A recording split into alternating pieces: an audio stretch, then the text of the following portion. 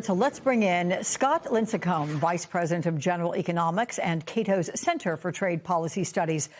You should have seen, Scott, my jaw drop. That business owner said he went overnight from 15% tariffs to 145% tariffs. How was that even thought to be legal from the get-go? Well, and unfortunately, there are thousands of businesses like that guy across the country. You guys mentioned $175 billion in tariffs collected over the last year or so, and they weren't legal. I mean, that's what the Supreme Court finally said yesterday, affirming lower court decisions that said the same thing. It's really unfortunate that the president chose to go down this road with these emergency tariffs. No president had ever used this law to apply tariffs. It was very legally risky from the beginning. And unfortunately, now we have to deal with the mess that is getting these business owners their money back. And that, unfortunately, I think is going to be a big fight in the months ahead. We've been showing some graphics, $175 billion they believe that could be owed by this government. Data from the Yale Budget Lab also estimates Trump's tariff cost households around 1,751. We can see that right there per household.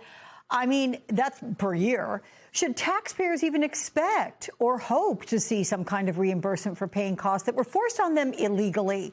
Who needs to be getting some money back? A really big question. Legally, most business owners probably are going to be able to get their money back eventually, especially if Congress gets involved and actually mandates some sort of automatic refund process. And there has been some moves yesterday for new legislation along those lines. But the real question mark are all the consumers out there, you and me. We paid more for a lot of stuff over the last year as businesses were effectively forced to pass on those tariff costs, or businesses making American-made stuff saw the opportunity to raise their prices too.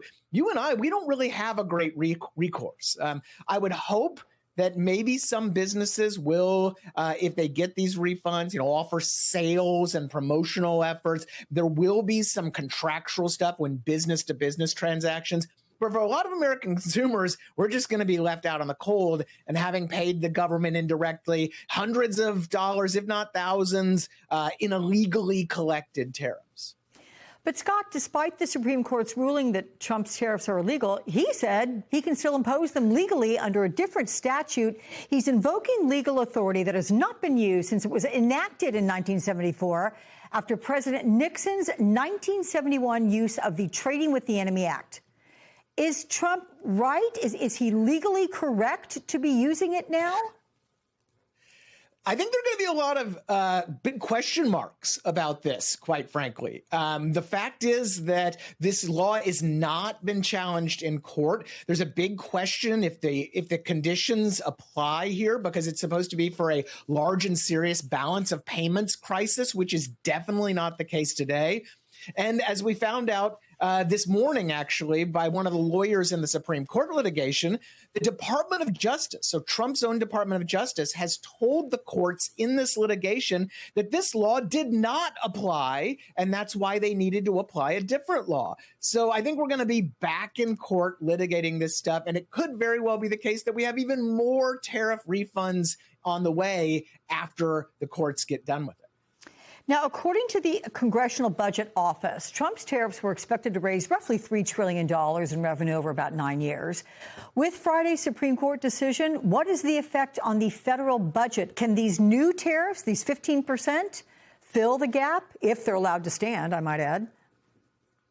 Well, there are other tariffs that aren't really up for debate. And that was roughly about 30 to 40% of all the tariffs collected last year. Those are going to go forward. Then we have this new question mark with these new 10, now 15% tariffs. And so there's going to be some heightened tariff revenue coming in, but it's not going to be anywhere near what was budgeted originally, what was supposedly was going to help pay for the One Big Beautiful Bill Act and all those tax cuts from last year. So regardless of how all of the tariff litigation shakes out, we know one thing for sure, and that's that the government is actually going to be in an even bigger hole in terms of the debt than we already were. And it was pretty darn deep already. Yeah. Scott, new data from the Bureau of Economic Analysis shows the U.S. economy cooled drastically toward the end of 2025, although unemployment and inflation have stayed relatively low.